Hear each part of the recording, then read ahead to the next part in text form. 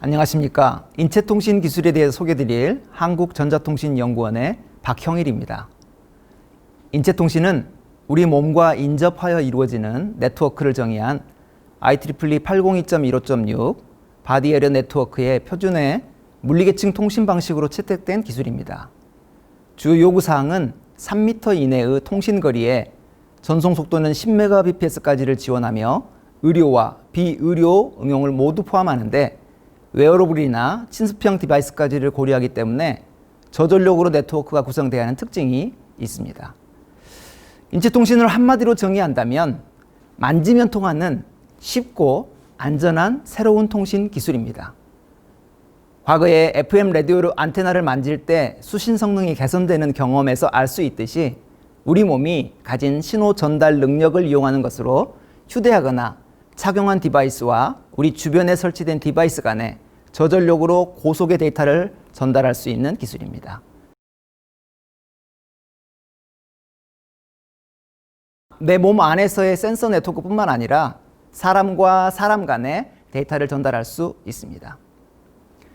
이미 숙성된 유무선 통신 기술이 많이 있는데 인체통신이 왜 필요할까요?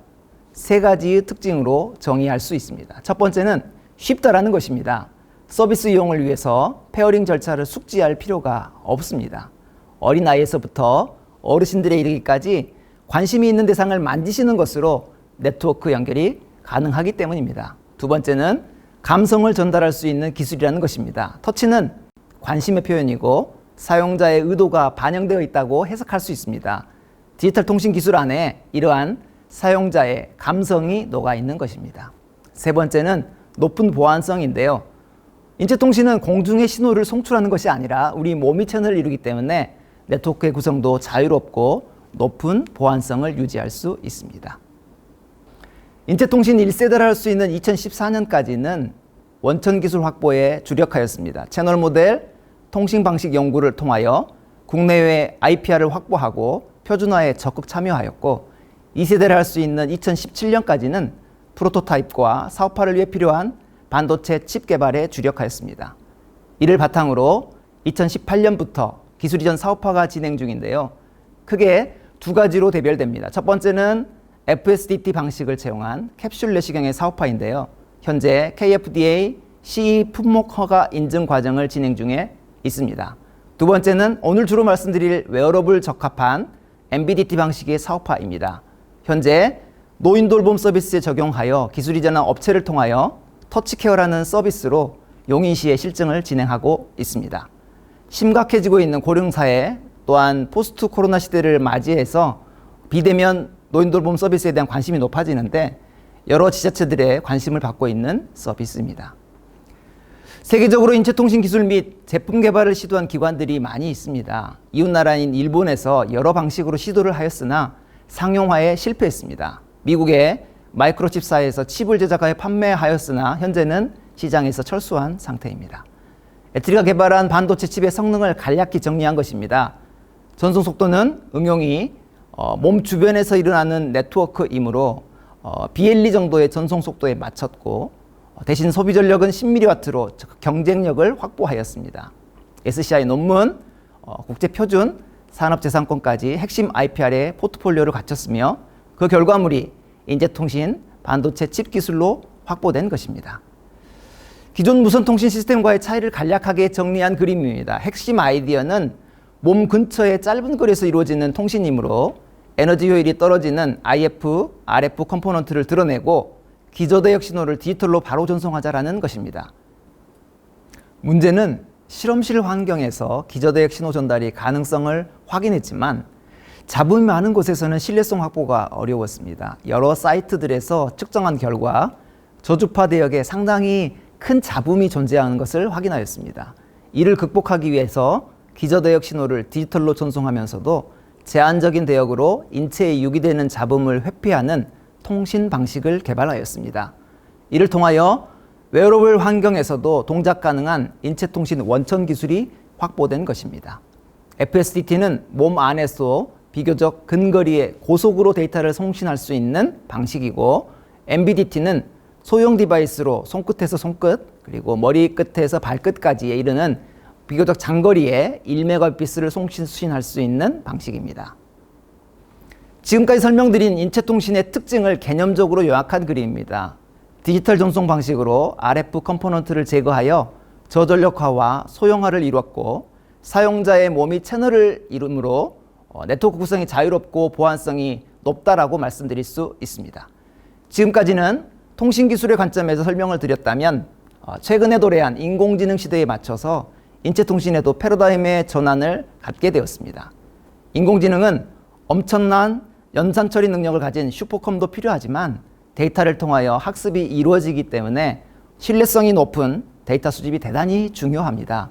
우리 일상과 관련하여 라이프 로그를 수집할 수 있는 방법이 필요한데, 프라이버시 침해 없이 가장 쉽고 저렴하고 정확하게 데이터를 수집할 수 있는 방법이 바로 인체통신 기술입니다. 이를 한마디로 정의하면 접촉하는 순간 사물 데이터를 수집하여 정보화하는 기술이라 표현할 수 있습니다. 다른 통신 방식과의 차이는 데이터 수집을 위한 통신이 가능하도록 사용자가 뭔가 의식적으로 행해야 하는 추가 동작이 필요 없다는 것입니다. 예를 들어 NFC라면 리더기에 태그를 근접시켜야 하는데, 또한 블루투스라면 페어링 절차를 진행을 해야 되는데, 블루투스 환경에서는 사용자를 특정하기가 어렵습니다. 인체통신은 자연스러운 일상 동작인 손으로 만지는 행위가 이러한 절차들을 모두 포함하고 있습니다. 다양한 응용 분야에 적용이 가능할 것으로 예상됩니다. 생활 안전이나 보안 분야에서는 스마트키, 스마트페이, 아이디 인증 등의 응용이 있을 것이고, 바이오 헬스케어 응용 분야에서도 노약자나 장애우 또는 환자나 자기관리가 어려운 홀몸 세대 등의 돌봄 서비스에도 적용이 가능할 것입니다. 신기술이다 보니까 진짜 가능한 거야? 질문하실 수 있어서 현재 기술 이전을 통한 사업화가 진행 중인 내용을 간략하게 말씀드리겠습니다. 첫 번째는 사업화 제품은 캡슐 내시경입니다. 시작은 소장용 캡슐 내시경에 고도화의 목표를 두었다가 시장 규모가 3-4배가 더 큰 식도와 위장을 목표로 하는 상부 위장관용 캡슐 내시경 시스템의 상용화를 목표로 기술 이전 사업화를 진행하고 있습니다. 올해 연말에는 국내와 유럽 EC 유료기기 품목허가 승인을 받을 수 있을 것으로 예상됩니다. 두 번째는 웨어러블 응용에 해당하는 터치케어 서비스입니다. 코로나19로 인하여 가장 직접적으로 피해를 입고 계시는 어르신들을 위한 서비스입니다.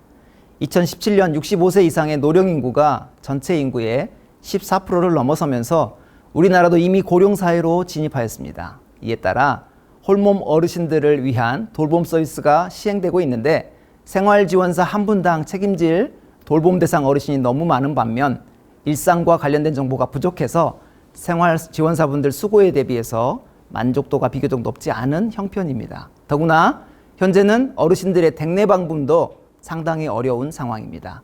터치케어 서비스는 어르신들의 일상활동 중에 만지시는 사물들을 통하여 라이프 로깅이 이루어지고 그 데이터의 분석을 통해서 맞춤형 케어 서비스를 제공해 드릴 수 있습니다. 예컨대 어르신이 냉장고, 밥통 등을 만지시는 것을 통해서 식사를 잘하고 계시는지, 약통과 물을 드시는 것을 통해서 약을 제때 맞춰 드시는지, 현관 출입을 통해서 우울증이나 건강상의 문제점은 없는지 등 데이터 수집을 위한 부가적 노력 없이 어르신의 일상 활동에서 정확한 데이터 수집이 가능합니다. 수집된 데이터를 통해서 응급 상황에 대한 빠른 알림뿐만 아니라 예방과 건강한 생활 습관을 유지하시도록 지속적인 도움을 드릴 수가 있습니다.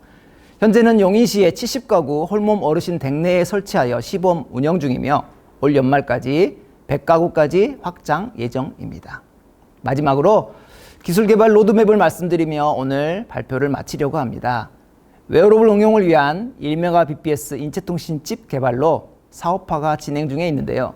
터치케어 서비스는 2020년 100가구에서 이후 여러 지자체로 확산될 것으로 예상이 되고, 더 나아가 댁내뿐만 아니라 지역 기반으로 돌봄 서비스를 제공할 수 있는 커뮤니티 케어 서비스로의 확장이 가능할 것입니다. 이를 위해 태그와 밴드 정령 칩이 2021년 말까지 개발될 예정이고, 팹립서체에 부담이 되는 프로세서 라이선스 비용을 절감하기 위해서 오픈코어 기반의 인체통신 SOC와 통합 개발 환경 구축이 2023년까지는 완료될 것으로 예상됩니다.